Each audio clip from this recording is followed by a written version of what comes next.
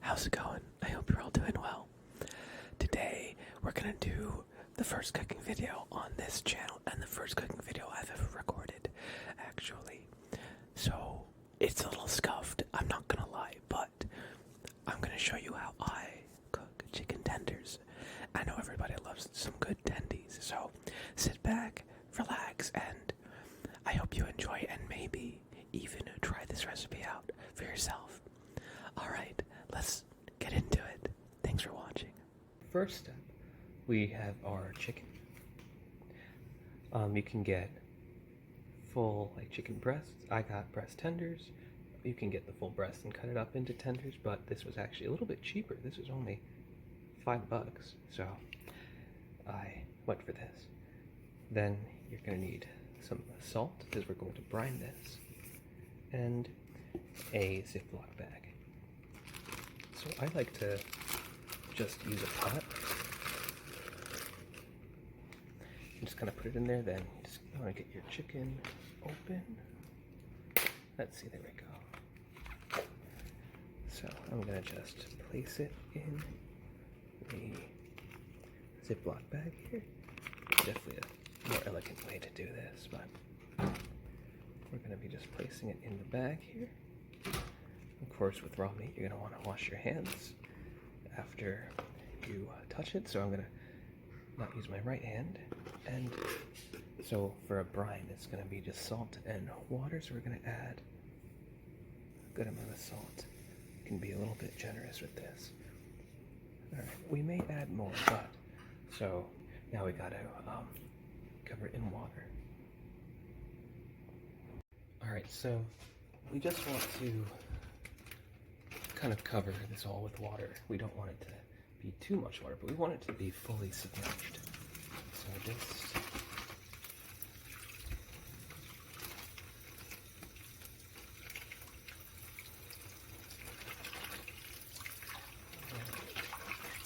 and that should probably be enough. Maybe a little bit more.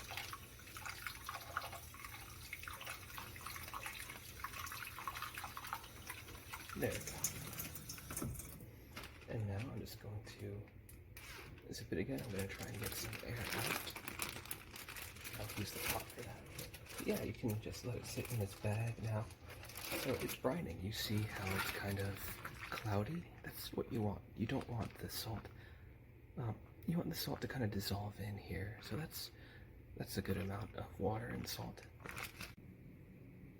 Alright, so next we're going to make the batter for the chicken. So first we're going to start with an egg and 1 cup of water. Just room temperature water. It doesn't have to be cold or hot or anything. We're just going to crack an egg in, and perfect.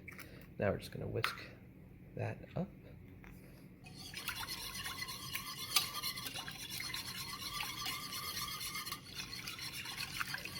Now we have about a cup of flour. I use gluten-free flour, but you don't have to. Use whatever flour you have. We're just gonna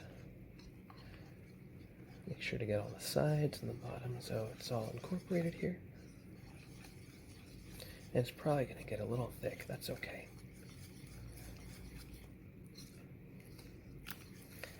So the recipe also calls for 1.5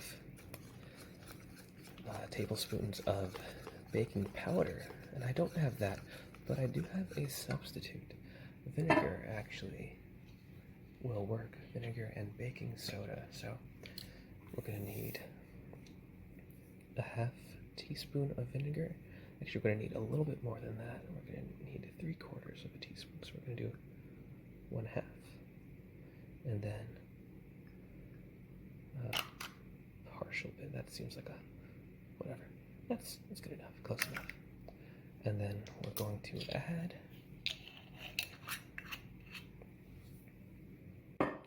about 1/4 teaspoon of baking soda for every tablespoon of baking powder the recipe calls for. So I'm going to add one of these and another half of one. So that seems about good. And then we're going to mix that in too.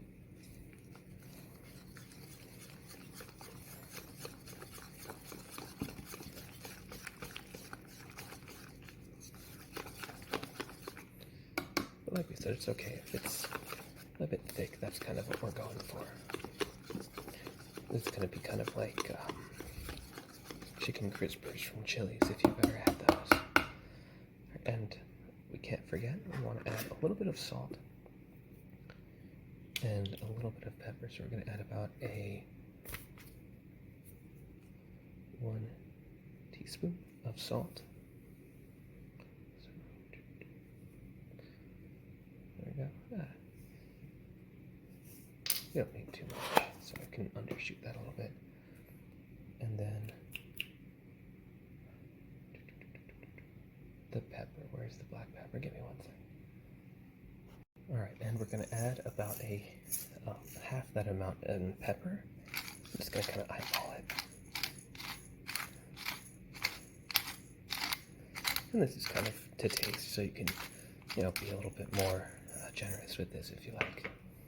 So we're just going to give that a good mix. And of course, if you want this to be a little bit thinner, you can add a little bit more liquid to it. You can add a little bit more water.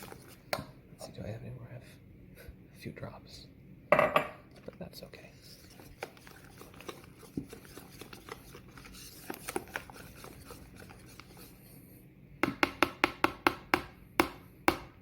And now we can let this set aside. And when the chicken is done brining, then we'll be ready to get started cooking it. So we'll just wait a little bit for that to finish brining, and then I'll be back with you.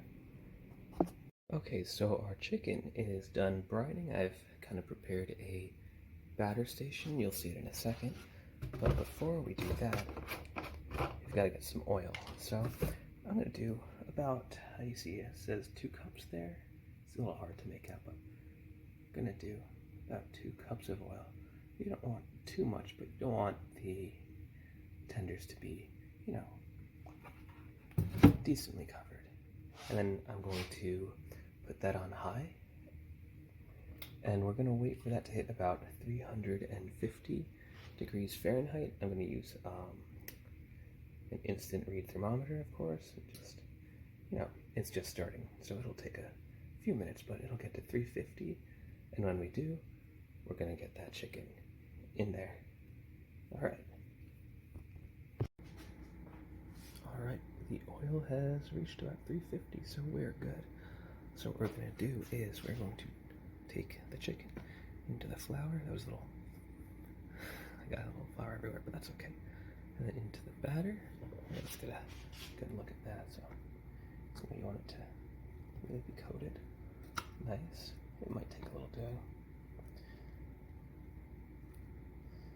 Alright, and then lift it up. If there's any left over or any extra, you can let it drip, but this seems good, so we're going to right into the oil there. And we're going to do about 3 at a time, because you don't want to overcrowd your pot or anything. And that's about as many as looks like will fit this out. We'll just get that nice, and there we go. And number 2. And just 1 more. We'll just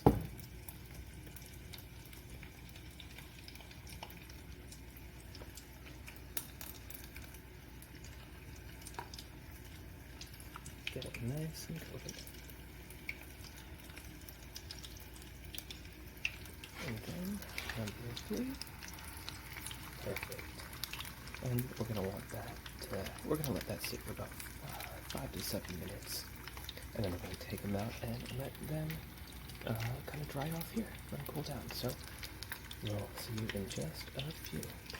Oh, so of course, while these are in there, you might want to kind of separate them to make sure that they're good and not stuck together. So just look on there. Yeah, there we go. Perfect. Really good stuff. And of course, you can also flip them to you see that one side is getting brown faster than the other, you want to cook a little bit more. And we're going to use this guy to let them out in 15 minutes. We got about 5 minutes on the timer. Alright, it's about time to pull them out. Oh no. Look at that. That looks so good. We're going to let it get on that a little bit. And we're going to same with this other two.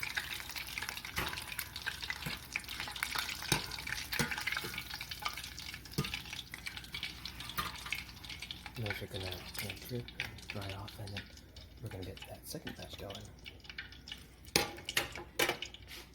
So while the second batch is in, what we can do to just make sure that the chicken is fully cooked is we're going to use our thermometer to just check. So chicken is cooked at 165 degrees Fahrenheit. So this is easily nicely cooked. So no medium rare chicken here, guys. Alright, so all our chicken is done. The first batch is probably cooled by now, so we're gonna plate it and try it out. And that second batch is gonna cool for a little bit longer, but let's try it. Let me just drop everything on the floor, ASMR style. Okay, moment of truth. Now just look at this. Listen to that if I scratch it. That's very nice. So we're gonna take a bite here. So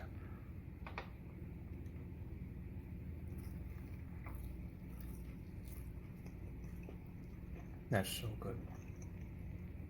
And look, the batter is cooked through. It's kind of soft and mushy on the inside and kind of nice and crisp on the outside. That's perfect. Anyway, thank you so much for watching. I hope you enjoyed. And if you give this recipe a try, let me know if you like it. Alright, take care, guys.